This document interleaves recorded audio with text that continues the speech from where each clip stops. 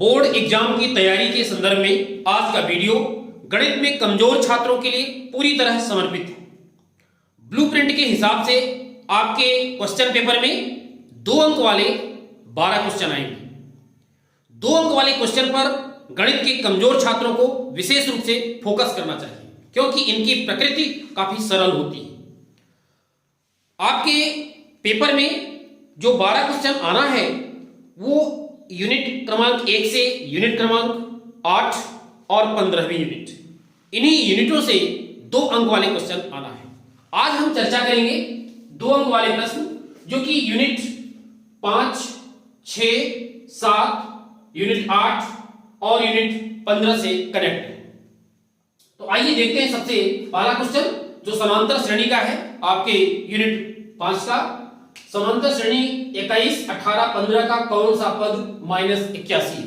ध्यान दीजिए क्वेश्चन 1। समांतर श्रेणी जो दी गई है एपी वो इस तरीके से है 21, 18, 15। अब इसमें पूछ रहा है कौन सा पद -81 होगा। ध्यान दें, जब भी हमें समांतर श्रेणी मिले तो उसमें प्रथम पद और कॉमन डिफरेंस यानी सार्वंतर लिख लेना चाहिए। प्रथम पद तो सीधे सीधे दिखता ही है आपका, यानी प्रथम पद a की वैल्यू कितनी हो गई 21 और कॉमन डिफरेंस d जिसको आप बोलते हैं सार्वंतर, इसको हम कैसे ज्ञात करते हैं? द्वितीय पद में प्रथम पद को घटा दें, यानी 18 में 21 को घटा दें और इस तरीके से कितना आ जाएगा ये -3। अब पूछ रहा है कौन सा पद -81 होगा, तो इसके लिए हम मान लें कि माना श्रेणी का nवां पद, माना श्रेणी का nवां पद -81 है। इसको हम मैथमेटिकली कैसे लिख सकते हैं? अर्थात an बराबर कितना -81। अब an के लिए फार्मूला यूज करें तो ये हो जाएगा a plus n-1d is equal to कितना -81। तो ये फार्मूला आपको याद रखना है, an is equal to a plus n-1d। अब यहां पर वैल्यू पुटअप करें, a की वैल्यू है 21, यहां 21 डाल दें, प्लस n की वैल्यू आपको फाइंड करना है, d की वैल्यू देखिए -3, d की वैल्यू -3 इज इक्वल टू कितना -80। 21 का ट्रांसफर कर दें तो कितना मिल जाएगा n-1 into -3 is equal to -81 -20 means n-1 into -3 is equal to कितना हो जाएगा -102 ऐड हो जाएगा। और n-1 की वैल्यू ट्रांसफर कर दें, -3 का ट्रांसफर, तो चूंकि -3 यहां इंटू के साथ है इसलिए डिवाइड हो जाएगा और -3 यहां पर निकल के आ रहा है।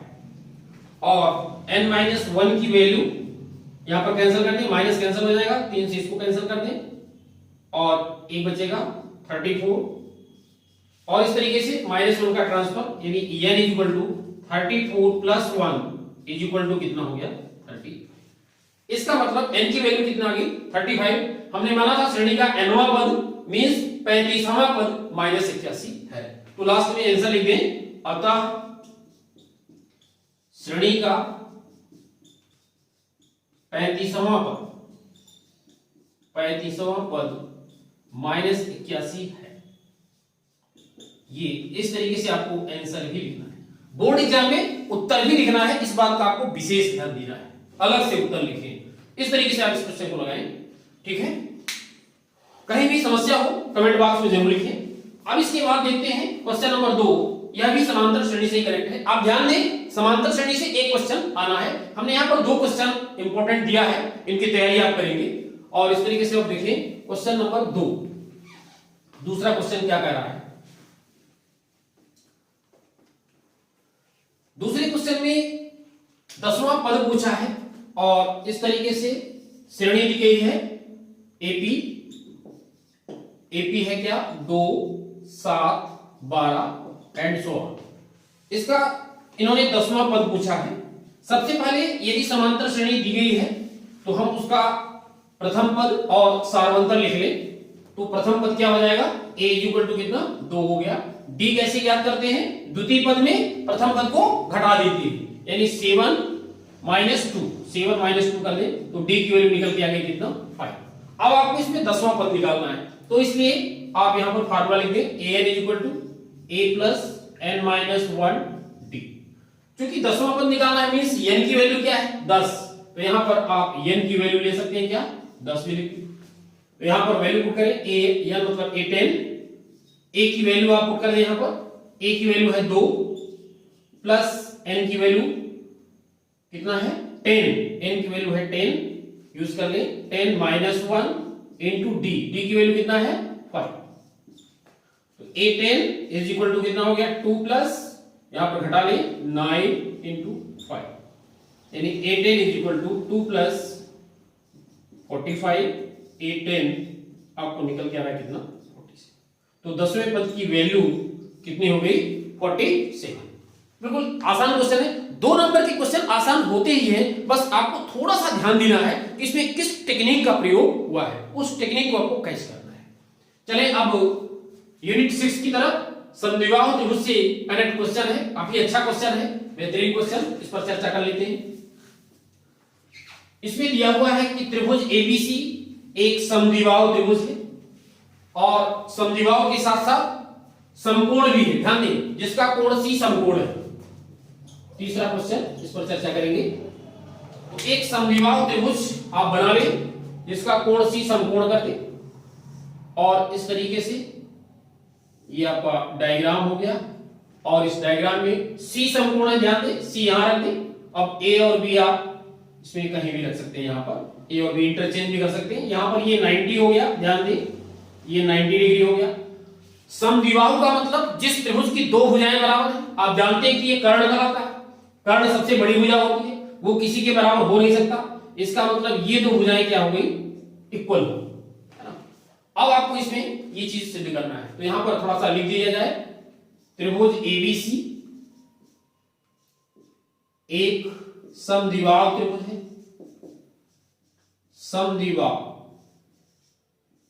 समद्विबाहु त्रिभुज है। अब ध्यान दें, समद्विबाहु त्रिभुज है तो उसमें कौन कौन सी भुजाएं बराबर हमने किया है, जिसमें AC बराबर है किसके BC के बराबर, AC बराबर BC हो गया। साथ ही साथ कोण C का मान लिख दीजिए, कोण C की वैल्यू कितना होगी 90 होगी। यदि कोण C 90 हो गया तो निश्चित रूप से ये समकोण त्रिभुज हो गया, और इसमें पाइथागोरस प्रमेय लग जाएगी। तो पाइथागोरस प्रमेय लगा दें, पाइथागोरस प्रमेय से पाइथागोरस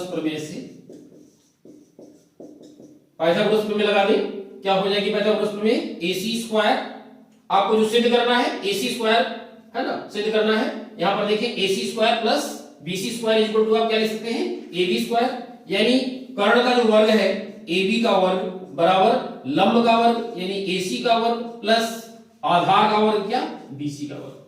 पाइथागोरस प्रमेय एक महत्वपूर्ण प्रमेय है, किसी समकोण त्रिभुज में कर्ण का वर्ग अन्य 2 भुजाओं के वर्गों के योग के बराबर होता है। तो ये कर्ण हो गया, कर्ण का वर्ग बराबर लंब का वर्ग धन आधार का वर्ग। अब यहां पर आप यूज कर ले AB स्क्वायर, क्योंकि यहां पर आप AC बराबर BC दिया हुआ है, तो AC के स्थान पर आप BC यूज कर सकते हैं, क्योंकि हमें AC के पदों में उत्तर ले आना है, इसलिए BC को हम यहां पर क्या करेंगे इंटरचेंज कर देंगे। हमें जो आंसर ले आना है वो किस पद में ले आना है, AC के पदों में ले आना है। तो यहां पर AC को चेंज नहीं करेंगे, बल्कि किसको चेंज करेंगे BC को, और BC की वैल्यू क्या पुट करेंगे AC। तो BC के स्थान पर आप AC रख दें, AC का स्क्वायर, और AB स्क्वायर बराबर AC स्क्वायर और AC स्क्वायर जुड़ जाएगा तो कितना जाएगा 2 टाइम्स AC स्क्वायर, और यही आपको सिद्ध करना है। यहां प्रूफ लिख दीजिए, बिल्कुल आसान क्वेश्चन है, 6वीं यूनिट का सबसे महत्वपूर्ण प्रश्न। एक क्वेश्चन आना है और ये काफी महत्वपूर्ण है। चलिए नेक्स्ट मिनट में फटाफट हो जाए। नेक्स्ट है 7वीं यूनिट निर्देशांक ज्यामिति। निर्देशांक ज्यामिति से जो क्वेश्चन बन रहा है, 2 बिंदुओं के बीच की दूरी याद करना।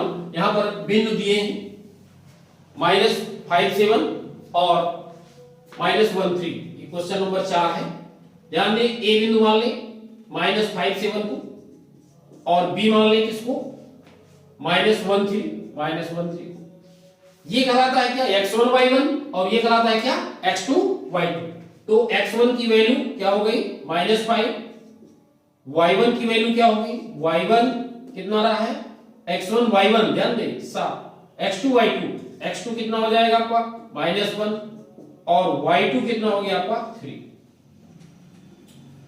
इस तरीके से ये आप मान लेंगे। इसके बाद फार्मूला लिख दें AB is equal to distance formula. Distance formula आपका क्या होता है उसको नोट करें, x2 माइनस x1 का whole square plus y2 minus y1 का होल स्क्वायर। ये फार्मूला याद रखिए और इस फार्मूले में आप मान रख दें x2 -1 फिर माइनस और फिर -5, ध्यान दें यहां पर माइनस का खेल है, और इस तरीके से इसका क्या whole square plus y2 minus y1 यानी 3 माइनस 7 का होल स्क्वायर। अब इसको सॉल्व कर लेना, ये हो जाएगा कितना -1, ये माइनस और माइनस प्लस हो जाएगा 5 स्क्वायर, 3 में से आप घटा लीजिए -4 का स्क्वायर, और इस तरीके से आपको मिल गया 5 में 1, ये भी 4 का स्क्वायर हो जाएगा, और ये हो गया -4 का स्क्वायर कितना 16, -4 का स्क्वायर 16, और ये भी आपका 16 प्लस 16 यानी ये हो गया कितना आपका √32, यानी 16 दूना 32, 16 का 4 बाहर आ जाएगा √2, और इकाई जरूर लिखें है ना, क्योंकि डिस्टेंस है तो 4√2 इकाई। इस तरीके से दो बिंदुओं के बीच की दूरी यानी निर्देशांक ज्यामिति का ये बेहतरीन प्रश्न है। अब चलते हैं नेक्स्ट यूनिट 8वीं त्रिकोणमिति का परिचय। यहां से दो प्रश्न हमें यहां दिया है, आपके एग्जाम में एक प्रश्न आना है, ध्यान दें। sin a की वैल्यू दी गई है तो tan a की वैल्यू आपको फाइंड करना है। चलिए फाइंड करते हैं। क्वेश्चन नंबर इसमें 5, क्वेश्चन नंबर 5 ले रहे हैं। 5 sin a की वैल्यू दिया है कितना 3/4, sin a की वैल्यू 3/4। इसके लिए भी आपको एक डायग्राम यानी संपूर्ण त्रिभुज बनाना होगा और फार्मूला यूज करना होगा sin a। ध्यान दें, यदि हम इस तरीके से यूज कर लें और इसको क्या मान लें a, b और यहां c, ये हो गया 90 और sin a ये हो गया निर्दिष्ट एंगल, क्योंकि sin a की बात की गई है, ये निर्दिष्ट हो गया। और ये क्या होता है sin a का फार्मूला लंब बटे कर्ण, तो इसके लिए लंब का काम ये करेगा, यानी इसकी वैल्यू कितनी हो गई, इसकी वैल्यू हो गई कितनी 3k मान ले, और कर्ण कितना ले ले 4k, 3k 4k, क्योंकि रेशियो दिया है लंब बटे कर्ण का 3 और 4 का रेशियो है ना। sin a को हम लिख सकते हैं क्या यहाँ पर लंब, इसका फार्मूला होता है लंब बटे क्या कर्ण, ये दिया हुआ है कितना 3/4। लंब के रूप में यहां यूज हुआ है क्या BC, तो यहां लिख दे क्या BC, और कर्ण के रूप में यहां है AC, तो ये हो गया 3/4। इसका मतलब BC की वैल्यू कितनी हो गई 3k और AC की वैल्यू कितनी हो गई 4। ऐसे हम यूज करते हैं, तो BC और AC क्लियर हो गया। अब हमें जरूरत किसकी है AB की, पाइथागोरस प्रमेय यूज करें, तो पाइथागोरस प्रमेय में AB square plus BC square is equal to कितना AC स्क्वायर। मान पुट कर दें, AB स्क्वायर आपको फाइंड करना है, AB स्क्वायर, BC की वैल्यू यहां पर देखिए 3k, इसका होल स्क्वायर, AC 4k यानी 4k का whole square, AB square plus ये हो जाएगा 9k स्क्वायर, ये हो जाएगा 16k स्क्वायर। ध्यान दें, अब 9k स्क्वायर का ट्रांसफर कर दें तो कितना हो जाएगा, ये AB स्क्वायर बराबर कितना 16k square minus 9k square, और इस तरीके से आपका AB स्क्वायर की वैल्यू हो गई कितना 16 में 9 घटा दें 7k स्क्वायर, यानी AB इज इक्वल टू कितना हो जाएगा, इसका वर्गमूल कर दें k स्क्वायर का k और 7 का √7k, ये AB की वैल्यू हो गई √7k। अब आपको फाइंड क्या करना है, ये देखिए sin a दिया था, आपको निकालना क्या है tan a निकालना है, तो tan a का फार्मूला यहां पर लिख दें, अतः tan a बराबर फार्मूला क्या होता है लंब बटे आधार, tan का फार्मूला लंब बटे आधार, और वैल्यू पुट कर दें, लंब के रूप में यहां पर क्या है 3k और आधार के रूप में क्या है यहां पर √7k, तो वैल्यू कितना हो गई k कैंसिल हो जाएगा 3/√7, ये कहलाया इसका क्या tan। तो tan a की वैल्यू हो गई 3/√7। बिल्कुल सरल प्रश्न। 2 नंबर में जो क्वेश्चन आते हैं वो वेरी इजी। अब देखिए क्वेश्चन नंबर 6, tan a बराबर काट भी दिया है तो सिद्ध करना a + b 90 होगा। tan a बराबर काट भी, बिल्कुल कंडीशन है।